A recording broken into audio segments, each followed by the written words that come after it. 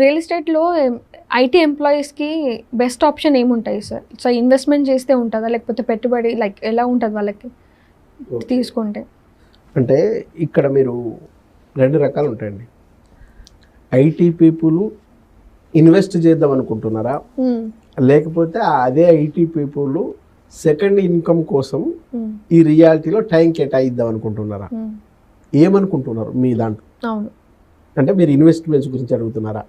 రెండో అడుగు చెప్పండి సార్. ఇన్వెస్ట్మెంట్ ఎలా ఉంటుంది, లైక్ సెకండ్ ఇన్కమ్ లాగా వాళ్ళు చేసుకుంటే ఎలా ఉంటుంది? ఓకే, సో ఐటీ పీపుల్ ఎవరైతే ఉన్నారో వాళ్ళు ఇన్వెస్ట్మెంట్ చేయాలనుకుంటే వాళ్ళ శాలరీస్ మినిమం 1.5 lakh 2 lakh ఈ రేంజ్లో ఉన్న వాళ్ళు అయితే ఇన్వెస్ట్మెంట్ చేయాల్సింది ఎక్కడో 5 to 10 years బాగా డెవలప్ అవుతున్న ఏరియాలో కాకుండా రెడీ టు కన్స్ట్రక్షన్ లేదా విత్ ఇన్ 5 years లోపు బాగా డెవలప్ అయ్యే ఏరియా హెచ్ఎండిఏ లాంటి ప్రాపర్టీ తీసుకుంటే ఈ ఐటీ పీపుల్కు ఎక్కువ సూటబుల్.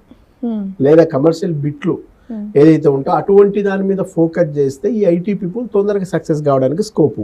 ఎందుకంటే వీళ్ళు రేపు లోన్కి వెళ్తే కూడా వీళ్ళకి దాదాపు 60 lakh 70 lakh 80 lakh ఇవ్వడానికి కూడా చాలా బ్యాంకులు ముందుకు వచ్చే అవకాశం ఉంది ఈ రకమైన శాలరీ ఉన్నప్పుడు. అంటే ఇంత పేయింగ్ కెపాసిటీ ఉన్నప్పుడు వీళ్ళెళ్ళి ఎక్కడో 10 years అయితే డెవలప్ అవుతావు అనే ఏరియాలో ల్యాండ్ తీసుకోవడం అనేది అంత ప్రిఫరబుల్ కాదు వీళ్ళకు.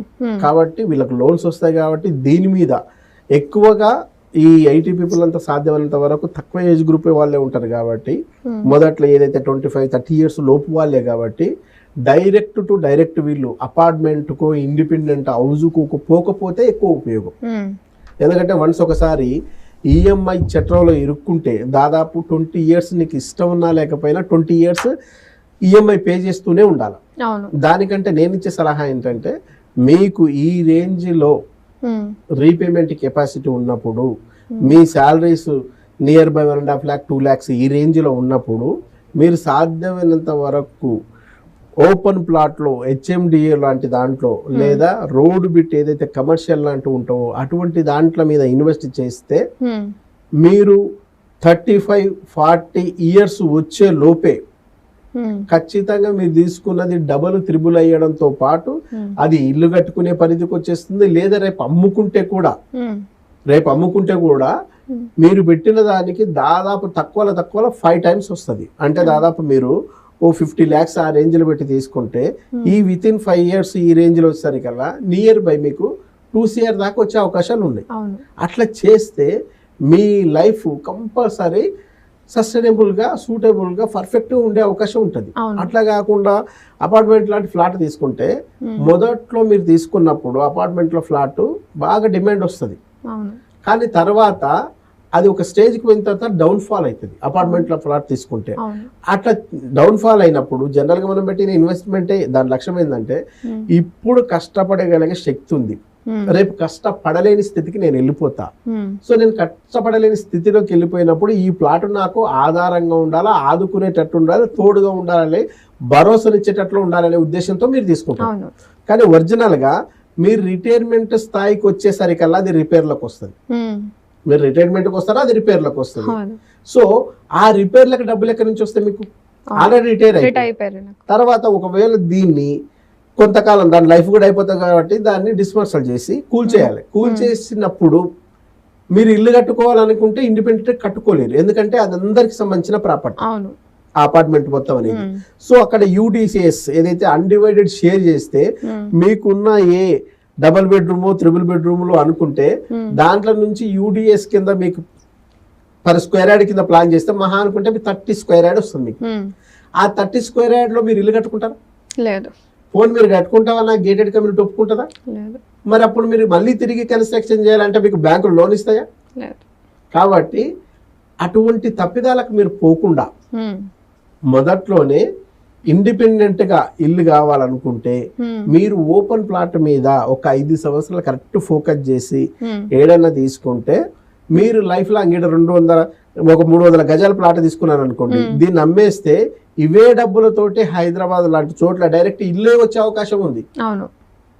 ఇది లైఫ్ లాంగ్ మీకు పనికొచ్చేది, ఈఎంఐలు కట్టాల్సిన అవసరం లేదు, డైరెక్ట్ ఇల్లే ఉంటది. కాబట్టి ఆ ఇంట్లోనే ఇంకో 2-3-4 ఫ్లోర్లు వేసిండ్రు అనుకోండి, రెంట్కి ఇచ్చుకుంటే ఆ రెంట్లతోటి మీరు హ్యాపీగా లైఫ్ లాంగ్ సుకూన్గా బతకొచ్చు.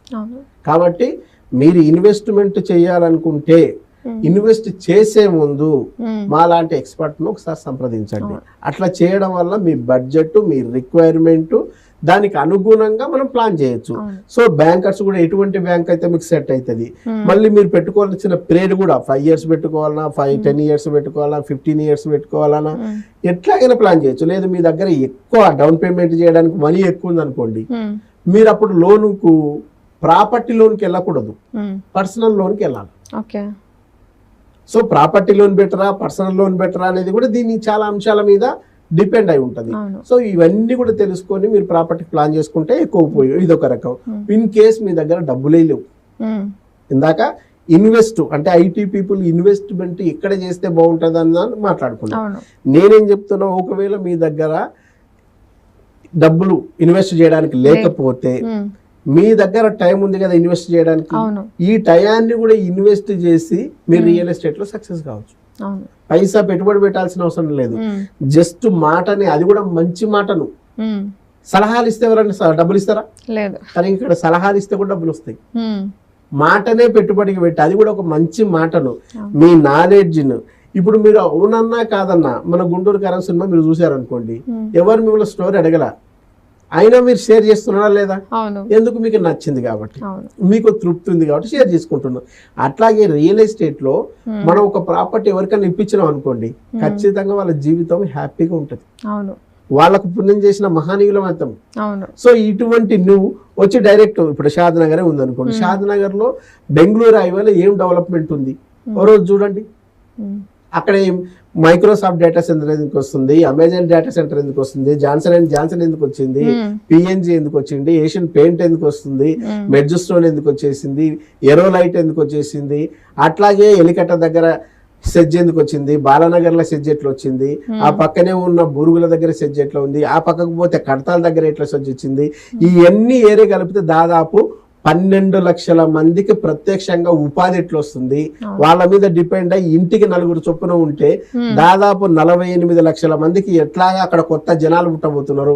48 లక్షల మంది జనాలు అక్కడ పెరిగితే షాద్నగర్ మరో సైబరాబాద్ గా ఎట్లా మారబోతుంది, అదొక మళ్ళీ జిల్లాగా ఎట్లా అవతరించబోతుంది, ఆ పక్కన ఉన్న శంషాబాద్ కనెక్టివిటీ ఎట్లా ఉంటుంది, ఇవన్నీ మీరు తెలుసుకొని ఈ విషయాలు మీ పక్క వాళ్ళకి, మీ కొలీగ్స్కో, మీ కామ్దాన్ లో ఉన్న మీ ఫ్రెండ్స్కో, లేకుంటే రిలేషన్ చెప్తూ ఉంటే, అరే నీకు ఎప్పుడు ఐటీ గురించి తప్ప సమాజం గురించి తెలియదు అనుకున్నా, ఇంత అద్భుతంగా చెప్తున్నావు, ఎలా సాధ్యమైంది అడిగినప్పుడు నీకు గౌరవం పెరుగుతుందా లేదా? ఇంటికాడ ఉంటే ఏముంటుంది, ఓ సాటర్డే సండే ఇంటి దగ్గర కూర్చొని ఇబ్బంది పడే కంటే బయటికి రండి, బయట ప్రపంచంలో ఫ్రెష్ ఎయిర్ తీసుకోండి, ఫ్రెష్ నాలెడ్జ్ తీసుకోండి, మీకు కూడా మంచి గౌరవం పెరుగుతుంది. గౌరవం పెరగడంతో పాటు మీ ఇన్కమ్ లెవెల్ కూడా పెరుగుతుంది. మనం అనుకుంటున్నాం నేను చాలా బిజీ అనుకుంటున్నాం. ఎక్కడ బిజీ? నిజంగా మనం బిజీయా? ఫోన్ లో బిజీయా? ఎగ్జాక్ట్ చెప్తున్నా. ఈ మధ్య కాలంలో ఒక సర్వే చేస్తే వైఫ్ తో కేటాయించే టైం కంటే వైఫ్ తో కేటాయించే time every day every person తక్కువ 6.5 hours కేటాయిస్తున్నాం. మరి బిజీ అయితే ఇట్లా ఫోన్ తో ఎట్లా కేటాయిస్తున్నావు? నేనేమంటున్నా, ఆ 6.5 hours ఏదైతే ఉందో అందుట్లో ఓన్లీ నాకు 2 hours ఇవ్వండి.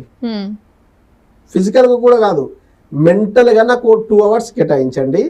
ఈ వితిన్ 2 hours మనం 6 months టార్గెట్ పెట్టుకుందాం. ఈ 6 months టార్గెట్ లో మీ దగ్గర మీరు ఏదైతే ఇన్కమ్ తీసుకుంటారో, ఉద్యోగం పేరుతో తీసుకుంటారో శాలరీ ఉందో, ఆ శాలరీ కంటే ఎక్కువ మనీ వచ్చేటట్టు నేను చేస్తా.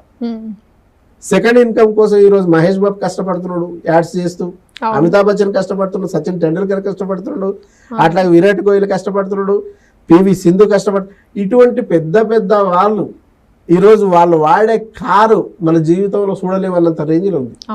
అలాంటి అంత బిజీ పర్సన్స్ కూడా సెకండ్ ఇన్కమ్ కోసం కష్టపడుతుంటే మరి మనకెందుకు టైం లేదు? మనం బాగా దారిద్ర్యంలో ఉన్నాం, బిజీ అని చెప్పుకుంటూ నటిస్తున్న దరిద్రంలో ఉన్నాం.